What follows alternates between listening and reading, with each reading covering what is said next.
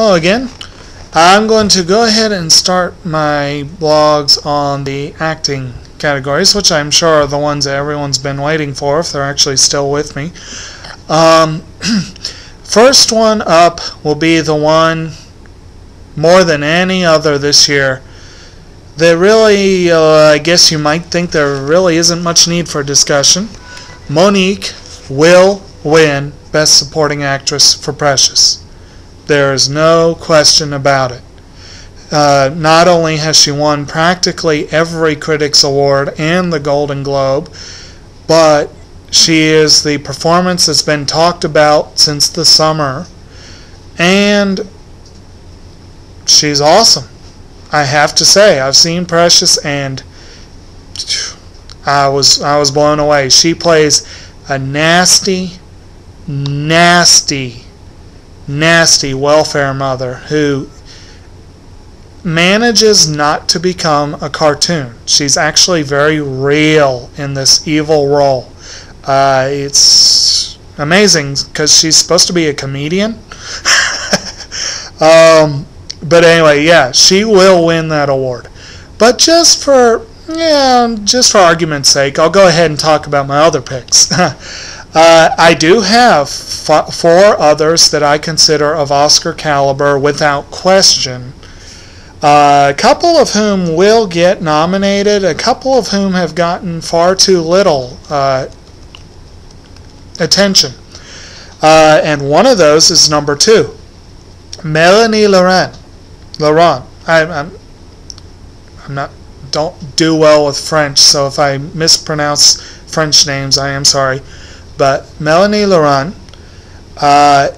in Inglourious Basterds, she plays Shoshana Dreyfus, the sole survivor of a massacre who becomes a theater owner and becomes instrumental in the climactic showdown at the end of the movie. She, in particular, there's one scene where she faces off the guy who was almost guaranteed to win supporting actor, Christoph Waltz. And her performance there is, like I said with Up, sometimes the things that aren't said can be more impressive than what is. And she was impressive in that scene. There are 2 nominees on my list that will probably both get Oscar nods for Up in the Air. Anna Kendrick proves that she has much more in her than the Twilight series. With her role as an upstart at the corporate downsizing firm who George Clooney takes issue with her ideas. So their boss, Jason Bateman, in an excellent role, and I'll discuss that in a minute, decides she's going to go out on the road with him so that she can learn what he's talking about. Doesn't please either one of them.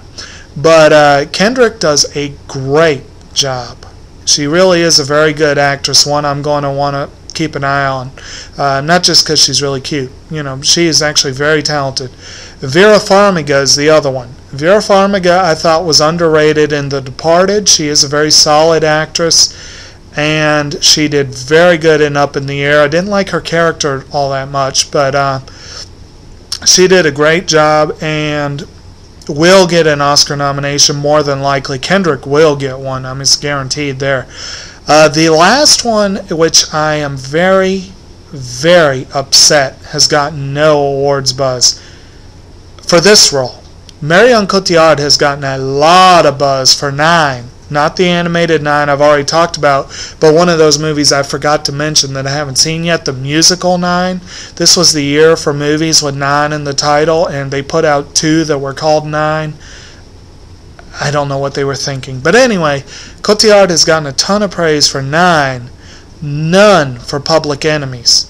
As Billy Frechette, who is the, My Girl Friday for the John Dillinger character in the movie, Cotillard is brilliant. It's one of her best roles. It ranks with her Oscar-winning role in La Vie en Rose. She is another actress I'm going to be watching. And no one's talking about her role in Public Enemies. It's an insult to her, and it's a crying shame. But as far as the other solid roles, Diane Kruger in Inglourious Basterds proves she not only can act, she's actually pretty good at it. Melanie Lynskey, I've mentioned a couple of times with the bit roles. She has a full-on supporting role as Mark Whitaker's wife in The Informant, and it is easily the most impressive performance she's ever had. It's actually almost as entertaining as about any she's ever had. She's also an underrated actress. Very good there. Paula Patton in Precious. Very, very good. Sigourney Weaver was solid in Avatar. Rachel Weisz was solid in The Lovely Bones, and so was Rose McIver, the other Salmon daughter. Leslie Mann was excellent in Funny People. Olivia Williams was excellent, going against type in in Education. Blanca Portillo did her second straight film with Pedro Almodovar in Los Abrazos Rotos, and she was very talented. And I'm not sure Rachel McAdams quite qualifies for that level for Sherlock Holmes, but she was enjoyable in the movie. And I'll go ahead also throw out a shout out to Terry Hatcher. See, when it comes to animated films, it's difficult with trying to figure out who should get acting nods, because you're doing all your acting with your voice. But there were some incredible vocal performances this year, and Terry Hatcher shocked me with her ability to be creepy as hell in Coraline. In The Fantastic Mr. Fox, Meryl Streep showed a great deal of skill in her vocals. Jennifer Aniston was easily the best thing, and He's Just Not That Into You. Oh, I overlooked one. Okay, He's Just Not That Into You. Could have been a much better movie. Wasn't. But it was watchable. But it had a heck of a cast. And one of the ones I should have mentioned with the bit roles, Chris Christopherson as Aniston's dad, was great. It was one of his best roles I've seen. And he's just a great, he's an underrated actor. He doesn't have a huge amount of range, but what he does, he's solid. And he was solid in that movie. Him and Aniston were, like I said, just about the best things in it. Rashida Jones was excellent in I Love You Man. Almost a lead role, not quite. But for support, yeah, she's solid. Maria Victoria Dragas is the chief bad seed in Das Weiss Band. Excellent. Lauren Ambrose, once again, a vocal performance, but in Where the Wild Things Are, she showed a great deal of vocal skill. Leslie Mann, once again, for 17 again, one of the better things in that movie. Ursina Lardi, once again, for Das Weiss Band. Michelle Rodriguez was fun in Avatar. I liked her performance.